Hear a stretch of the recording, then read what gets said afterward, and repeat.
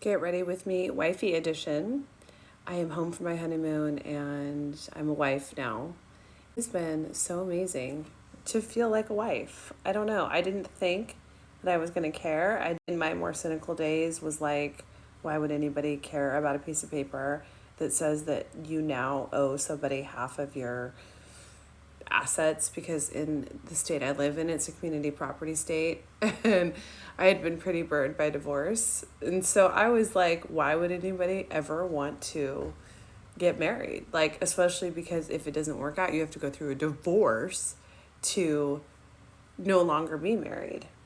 But then I met my person and my soulmate, and the rest is history. It just makes sense for some reason when you meet your person and you know that you've gone years and years without them and years without their love and presence in your life. When you meet them, you're like, okay, I'm ready to move forward and make this official. I'm ready to have you in my life until the day I die. I need it. And I feel so much more settled and just like calm and safe. For me, that is the thing. That is the currency. I think for most women, it's the currency. I think that's why a lot of women want a provider that will take them on nice dinners. And there's like this huge emphasis in our culture right now on men taking women out and men providing for women, because I think a lot of women have gotten sick of and have given up on the idea of a man emotionally providing safety, because men, to be honest, haven't done a great job over the history of civilization to make women feel safe. And so now, sprinkle, sheraseven, it's just like this new evolved way of women just saying, look, if you can't meet our emotional needs, that's fine. We'll have our girlfriends do that and we'll do that. But you all got to at least meet our physical needs. That's the bare minimum. But it was like when I met my man, his number one priority was creating a sense of safety in my life. And he has done that still so perfectly. I mean, it is his life's purpose. He is a German Shepherd husband. And for me, the traumatized little girl that I was, like, we all have this traumatized little girl inside of us that never really goes away just because we grow up and become adults. That was definitely me. And if I look at my life before I met him, it was surrounded by unsafety. It was surrounded by people, girlfriends, family members, work environments that were unsafe. I had just gotten so used to that feeling of never feeling like I knew where I stood, inconsistent behavior from people, semi-abusive behavior. In some cases, in the latter relationships after my marriage, like full-on abusive relationships, emotionally abusive relationships. Like, as I went through my life, not healing the relationships of my primary caregivers, which fostered a familiarity with unsafety and chaos, I repeated it so bad. Abruptly after my divorce, like, I just continued to delve into the unsafety to the point where I started attracting narcissists and abusive men. And it was one of those relationships, as you all know that have followed my story, that with a narcissist, that finally woke me up to my delusion and helped me realize that I had a lot of unsafe people in my life because I was used to unsafety. And it's crazy once you actually have safety and you have somebody that creates safety. Now you look around all of a sudden and you're like, dude, none of my relationships are safe. And I will say too that I created a sense of safety in my heart and mind before I even met him during my healing journey. So I give myself credit for the safety that I created, so that when I met him, I knew now what it felt like, and I would settle for nothing less because I was giving it to myself.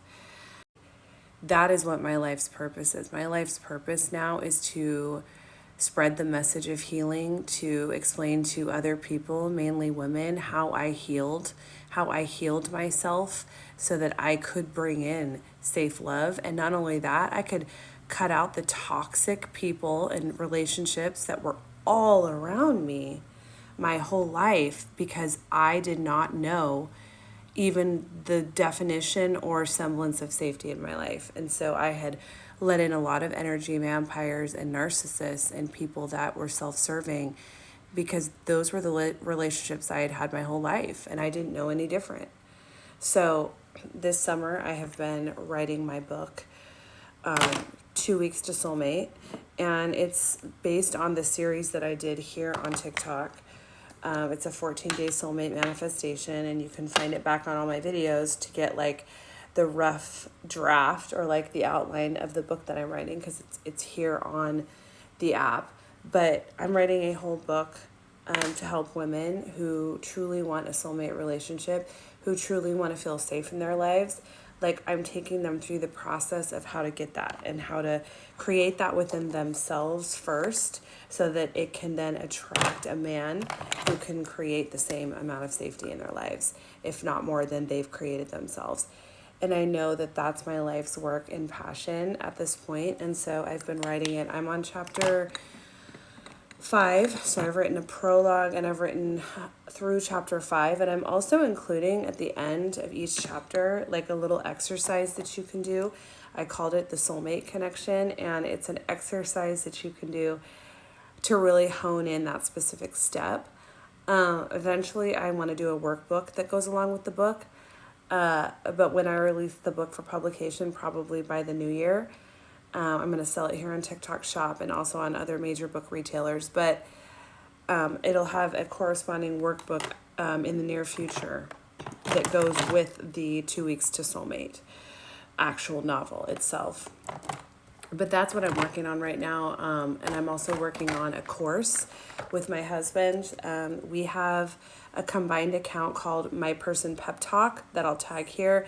It's a fledgling account, so if you would go over and follow that, I would really appreciate it. That is where we're going to be releasing our course. And it's to help couples, it's to help men and women individually step into their divine feminine and divine masculine, so that they can eventually meet each other in divine union, or just be more in their masculine and feminine individually or within their relationships. And we go live every Wednesday at 7. So these are the things that I'm working on, and I'm truly excited to see them come forward, because I've had such a journey of healing that I feel like it has led me to this point in time in my life, being married to my soulmate, being his wife, and now creating the content around my process in getting to this point in my life, because it's a really fucking crazy, amazing point in my life. I would never go back to the hell that I was in prior to meeting him. And I will say I had already created that heaven on earth before I even met him, because I had poured into myself and cultivated my own healing. So I'm not going to say that he came into my life and made it wonderful and it sucked before because I wasn't chosen by a man. That was my old way of thinking. I had quite literally created a heaven on earth within myself, so that by the time I met him, his love and our relationship just mimicked the heaven on earth that I had already created for myself.